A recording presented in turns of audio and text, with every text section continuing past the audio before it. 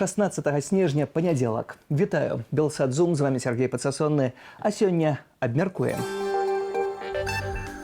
Размовы пра мір ва ўкраіне. А што з Беларуссю? Афіцыйны Менск нагадвае пра беларускія інтарэсы, дэмакратычная супольнасць, занепакоеная пытаннем страты незалежнасці. Небяспекі зімы, клопаты на дарогах, перабоі ў руху транспарту, пацярпелыя. Не маўчаць. Гвалт у дачыненні жанчын – адно з самых распаўсюджаных злачынстваў у свеце. Другое паседжанне ў справе забойства беларускі Лізы у Варшаве.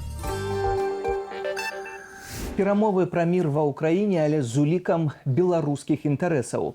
Гэтага дамагаецца афіцыйны Менск, які імкнецца быць за сталом у працэсе дамоваў, кажа лукашэнкаўскі намеснік міністра замежных справаў Юрый Амбразевіч. На паседжанні кансультатыўнага савету ў справе беларусаў замежжа ён падкрэсліў, што сітуацыя на паўднёвых межах краіны застаецца напружанай, і Беларусь мае беспасярэднюю зацікаўленасць у дасягненні міру ў рэгіёне. Таксама Амбразевіч назваў абстаноўку вакол нашай краіны складанаю. Міністэрства замежных справаў Беларусі падкрэсліла, краіна заўсёды імкнулася да мірнага залагоджання канфлікту і лічыць важным, каб у канчатковых дамоўленасцях былі ўлічаныя яе інтарэсы і бяспека. Пытанне пра месца нашай краіны ў працэсе мірных перамоваў гучала і ў часе дзён Беларусі ў Брусэлі на мінулым тыдні. Для дэмакратычнай супольнасці выразна гучыць пытанне незалежнасці дзяржавы.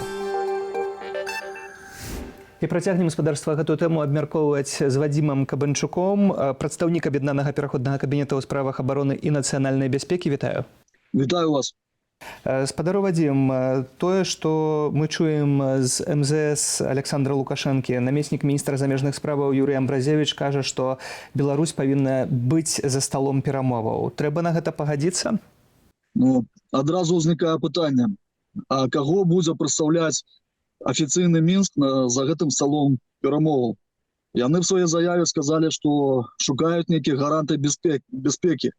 А яны вызначыліся наогул са сваім статусам. В якім статусе знаходіцца зараз афіцыйны Мінск? Ён краіна-суагрэсар, ці ён ахвяра агрэсіі? Врэшце-рэшт, людзі, калі робяць такія заявы, яны павінны ўжо акрэсліць пазіцыю ад самого пачатку гэтага канфлікту. Я нагадаю, што калі фармаваўся першыя перамоўныя пазіцыі па лініі Мінску, памятаеце, тады Мінск-1, Мінск-2. Тады украінскі бок пагадзіўся на гэту пляцоўку, таму што яшчэ з пункту гледжання Украіны рэжым захоўваў парэшткі легітымнасці, і в тым ліку як пасярэднік для вядзення такіх перамоваў. Што зараз засталося ад гэтай так званай легітымнасці? 20-й год паказаў, што беларускае грамадства, яно в большасці сваей не жадае падпарадкавацца гэтаму рэжыму. Беларускі народ на сённяшні час не кансалідаваны вакол пазіцыі афіцыйнага Менску. Каго прадстаўляюць гэтыя дзеячы? Лукашэнку, як нелегітымнага дыктатара? Украінцы ўжо зрабілі заяву, што з Пуціным яны не будуць сядаць ні за які стол перамоваў. Няўжо яны будуць сядаць за стол перамоваў з Лукашэнкам? Таксама ўзнікае пытанне тое, што вы ўзгадваеце, ад каго сапраўды гэтыя гарантыі бяспекі патрабаваць. Ці нам пагражае толькі Расія нашай незалежнасці на сённяшні дзень? Але Амбразевіч гаворыць пра пагрозы ад суседзяў акурат. Безумоўна, ад суседзяў. У Беларусі не так шмат суседзяў. І, як кажуць, на адной пальцы рукі можна всех пералічыць. Вось у нас біном Ньютона, ад каго ідзе пагроза беларускай незалежнасці.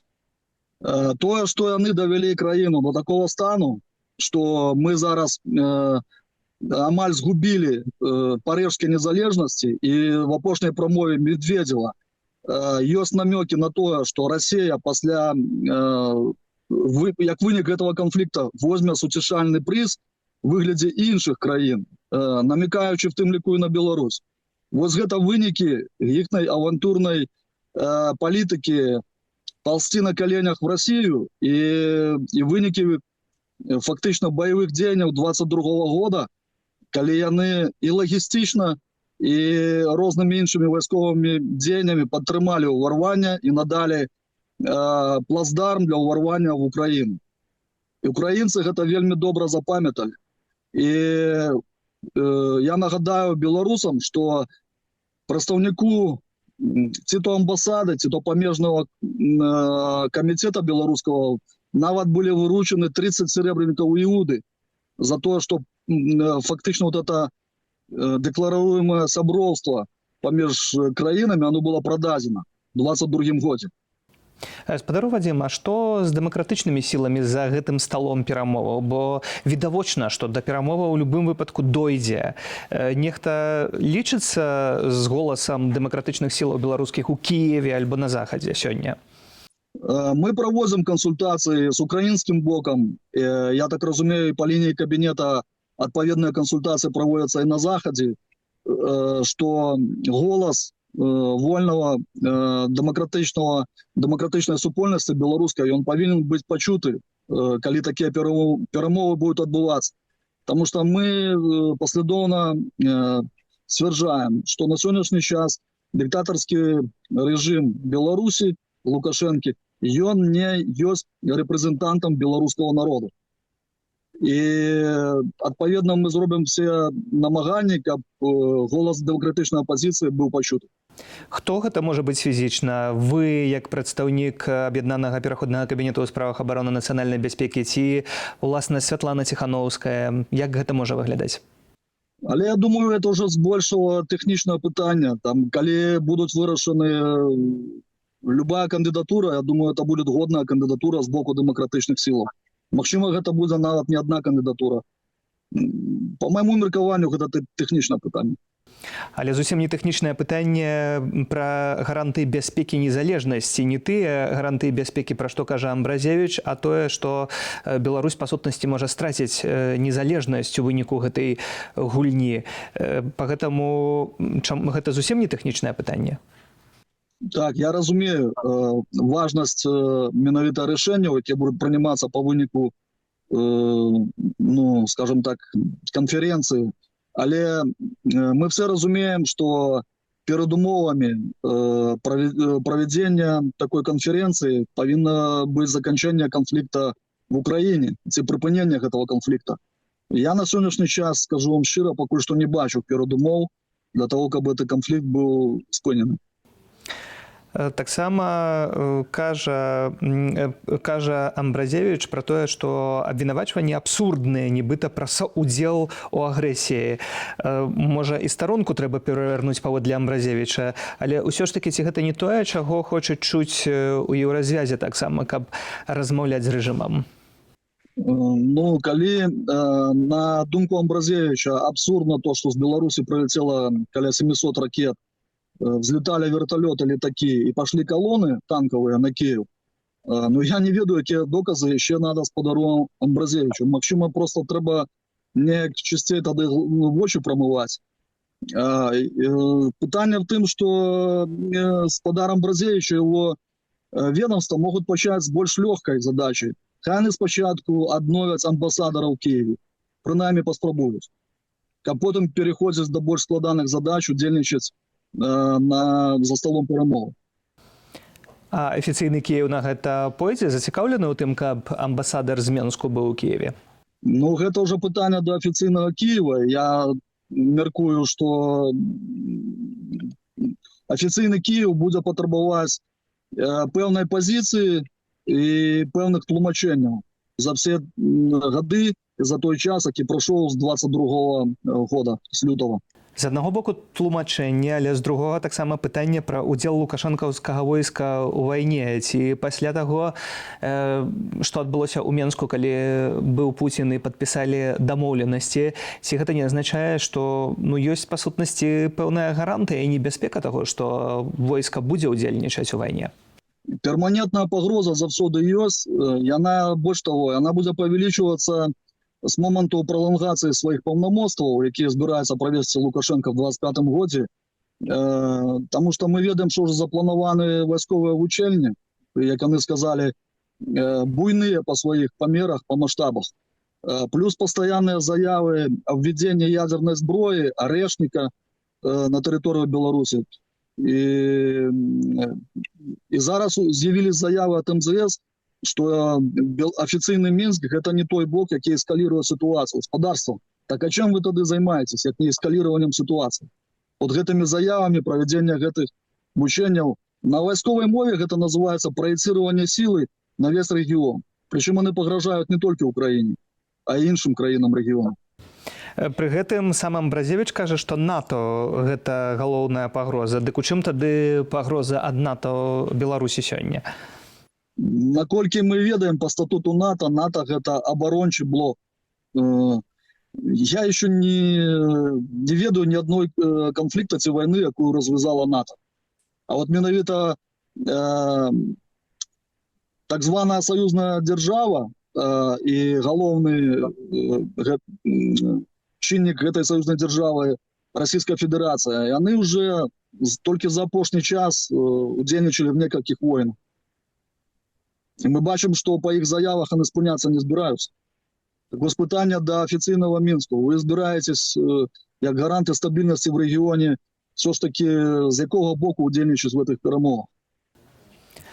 Застаецца шмат пытанняў. Спадзяюся, што голас дэмакратычнай супольнасці таксама будзе ў гэтай справе пачуты, бо ўсё ж такі стаіць рубам пытанне нашай незалежнасці. Дзякуй за гэтую размову. Вадзім Кабанчук, прадстаўнік аб'яднанага пераходнага кабінету ў справах абароны і нацыянальнай бяспекі на відэасувязі. Калі вы карыстаецеся смартфонам, то QR-код на вашых экранах акурат тое, што мы прыгатавалі для вас. Гэта наўпроставы шлях на наш канал у Тэлеграме. Дастаткова на код «Навесці камеру». Там аператыўна з'яўляецца ўся інфармацыя дня. Чытайце таксама нашу інтэрнэт-старонку belsat.eu. Усё гэта выключна ў тым выпадку, калі гэта бяспечна для вас. Прынамсі, 6 чалавек пацярпелі і з рознымі траўмамі іх даставілі ў больніцу. Сумны вынік дарожна-транспартнага здарэння з маршрутным таксі на Меншчыне. Зранку ў Валожынскім раёне кіроўца маршруткі не справіўся з кіраваннем і з'ехаў у кювет, пасля чаго мікрааўтобус перакуліўся. Ва ўсіх пацярпелых стан сярэдняй ступені цяжкасці. Пра іншыя падзеі ў скароце. У Заслаўі на плошчы паваліла галоўную святочную ялінку. Парывы ветру сягаюць 25 метраў за секунду. У Беларусі на сёння і заўтра аб'яўлены аранжавы ўзровень небяспекі. У сталіцы папярэдзілі пра магчымыя перабоі ў працы грамадскага транспарту. Сіноптыкі нагадваюць пра галалёд, імавернае падзенне дрэваў ды іншых аб'ектаў, пашкоджанне электралінію, што могуць уяўляць пагрозу. Армія Ізраілю нанесла серыю магутных авіяўдараў па вайсковых аб'ектах у сірыйскім горадзе Тартус, дзе быў знішчаны склад боепрыпасаў. Там месціцца і асноўная вайскова-марская база Расіі. Паводле газеты «Times of Israel» гэта былі самыя магутныя ўдары па прыбярэжным рэгіёне Сірыі з пачатку з 2012 года. Выбух справакаваў лакальны землятрус. Тым часам стала вядома, што Расія вывезла з Дамаску частку сваіх дыпламатаў, а таксама супрацоўнікаў дыпламатычнай місіі Беларусі. Курс біткоіна абнавіў гістарычны максімум. Цяпер курс гэтай крыптавалюты дасягнуў абсалютнага рэкорду, перавысіўшы адзнаку $106 000. Тым не менш, аналітыкі перасцерагаюць наконт магчымай карэкцыі курсу пасля такога рэзкага росту. Капіталізацыя біткоіна перавысіла $2 трыльёны. Гэта робіць яго сёмым паводле велічыні актывам пасля золата і акцыяў 5 найбуйнейшых тэхналагічных кампаній свету, якія гандлююць на біржах.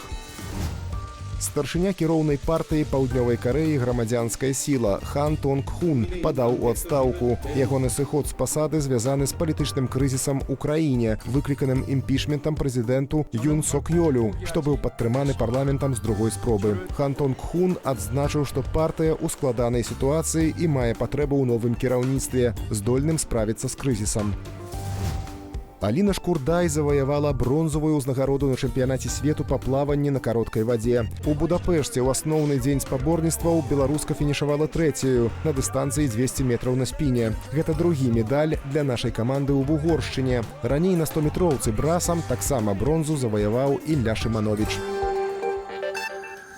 У акруговым судзе Варшавы адбылося другое паседжанне ў справе Дор'яна С., які абвінавачваецца ў згвалтаванні і забойстве беларускі Лізы. Сёння частка працэсу прайшла ў закрытым рэжыме.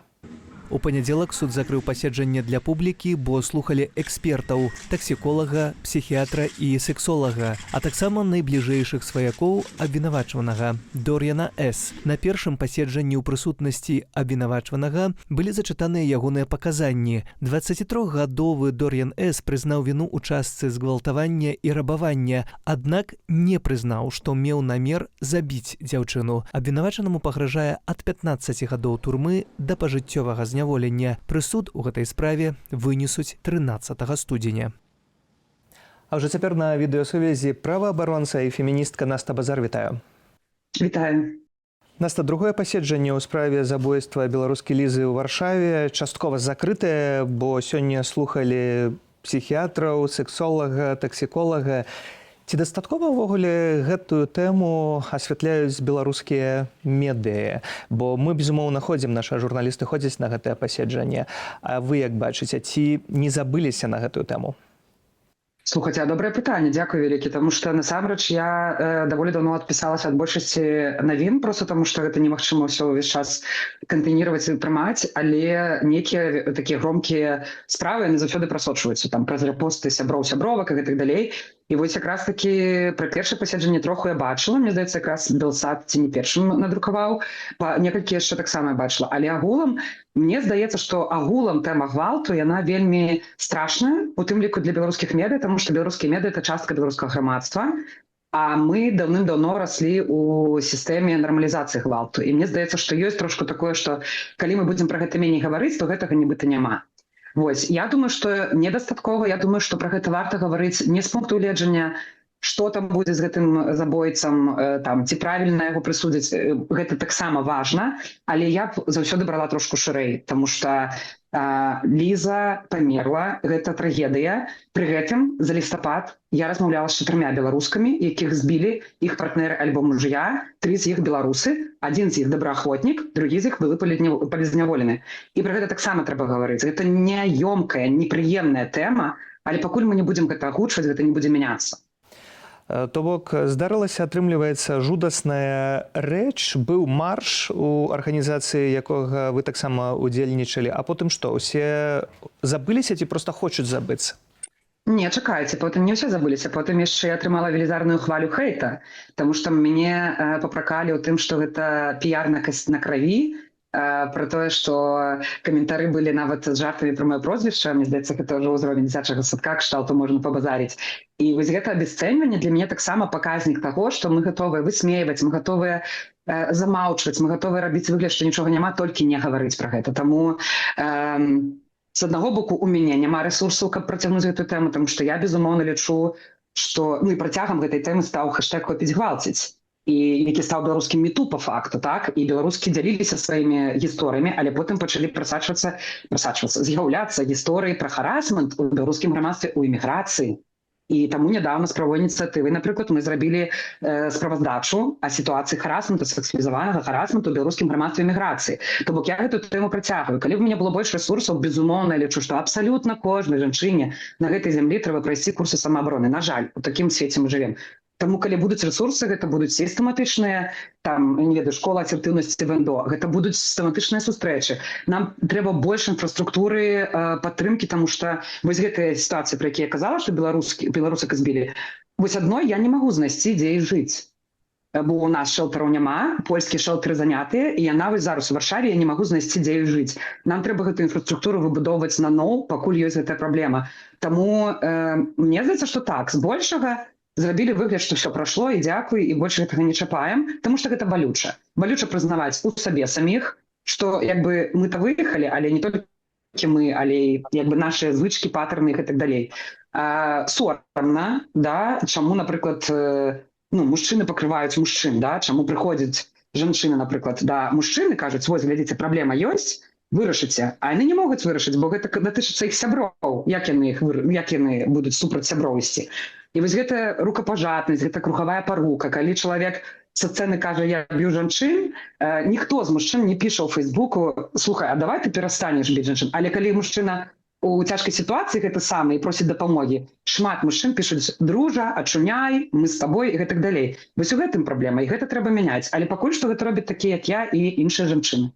Вы ўзгадалі выпадкі, чарговыя выпадкі гвалту ў дачыненні жанчын. Гаворыцца пра тое, што гэта палітвязень і таксама добраахвотнік.